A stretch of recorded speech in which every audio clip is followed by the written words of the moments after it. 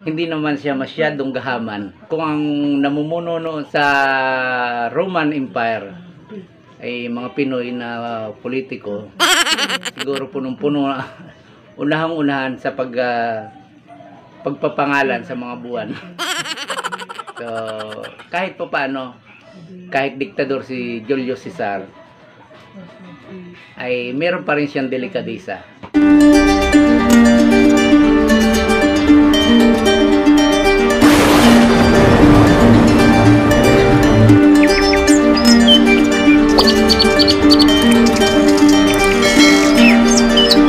Buong mundo ay pinagdiriwa ngayon ang pagsalubong sa bagong taon. Lahat ay maging bata man o alam ang saya na nararamdaman para sa okasyong ito. Pero alam po ba ninyo na kukunti rin lang sa atin ang nakakaalam ng dahilan para sa celebration na ito? Hindi wala ang history ng New Year sa buong mundo. Paano ba ito nag-umpisa? Ayon sa history, hindi naman January talaga ang pagdiriwang ng bagong taon. Itong pagdiriwang ng bagong taon ay isinasagawa sa buwan ng March. Kasi yung Roman calendar na inimbento ni King Romulus, ng first king ng Rome, ay meron lang siyang 10 buwan sa loob ng isang taon. At yung natitirang 2 buwan ay wala siyang, kumbaga, dead period yon. Kasi yung buwan ng January at February ay ano siya, may tuturing na inactive ang lahat. Kasi ito ang panahon na napakalamig. Kaya ang mga military activities ng gobyerno ay tigil muna pansamantala. Hibernate muna sila. Tulog-tulog muna. At pagdating na ng buwan ng February, na noon ay wala pang pangalan yon.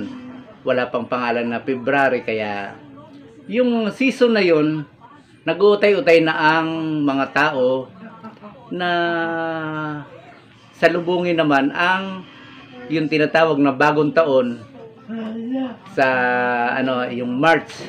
Kaya nagkakaroon na sila ng mga ritual, mga paglilinis, yung mga kalat nila habang sila nag-i-stay sa loob ng bahay, at yung ibang mga ritual na ginagawa para sa cleansing ay isinasagawa nila sa buwan ng February. At pagsapit ng March, kaya active na naman ang gobyerno, ang lahat ng military activities, katulad ng, kasi noong mga panahon na yun ay kailangan ang gobyerno ay palakasan sila. Yung mga pananakop, mga tinatawag na pananakop, magkaroon sila ng malawak na teritoryo. Kaya ang buwan ng March ay ipinangalan sa Roman god of war na si Marcius. Eventually, ang January at February ay idagdag, pero yung January at February ay nailagay lang nila sa katapusan sa katapusan ng taon.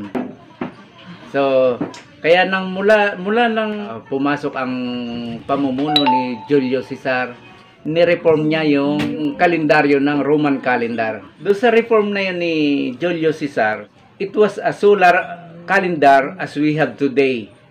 January and February were moved to the front of the year, and leap years were introduced to keep the calendar year line up with the solar year.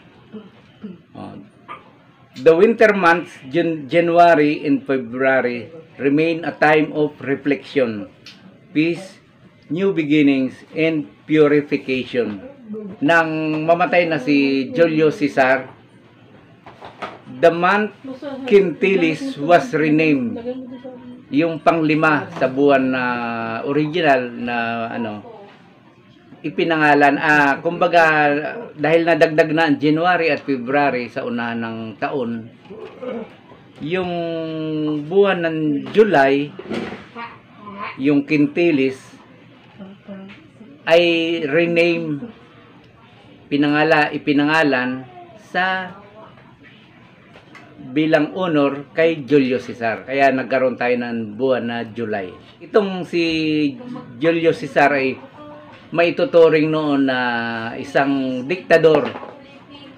Pero kahit papaano naman, bilang kahit siya ay diktador na tinatawag, meron pa rin naman pala siyang delikadesa. Kasi hindi siya mismo ang nagpangalan sa buwan na yon, bilang naayon sa kanyang pangalan. So hindi pa rin naman siya hindi naman siya masyadong gahaman.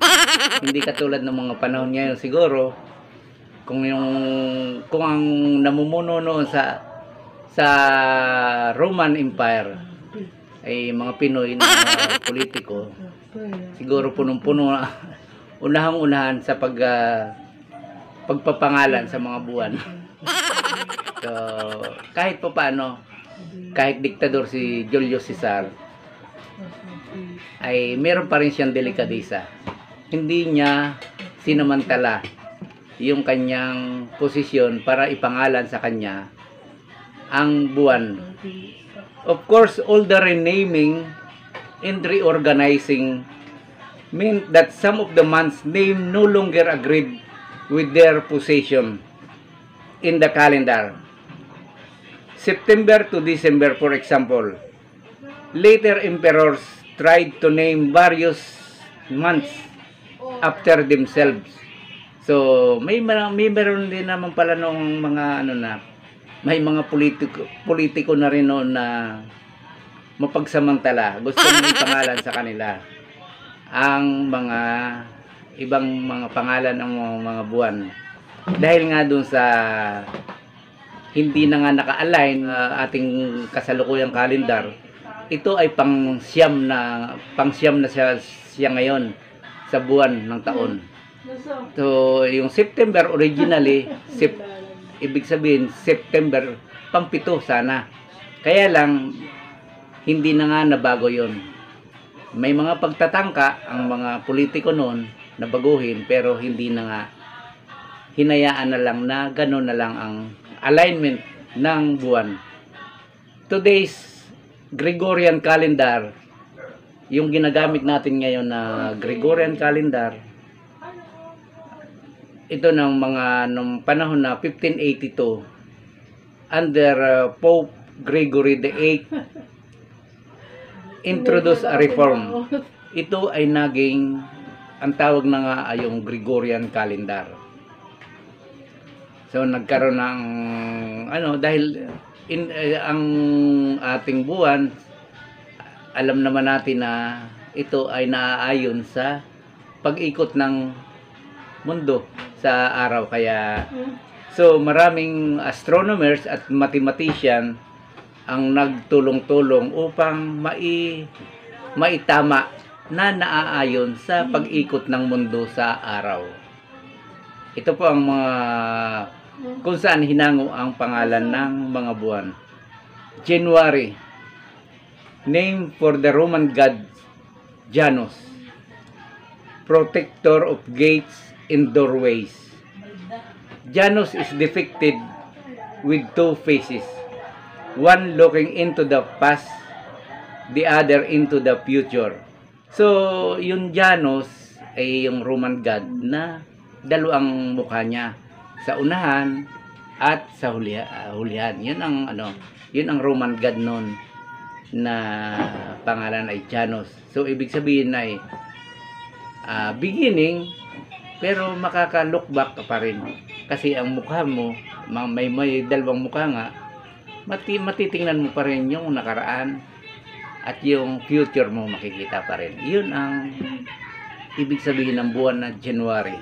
Yung February, from the Latin word februa, to cleanse. March, name for the Roman god of war.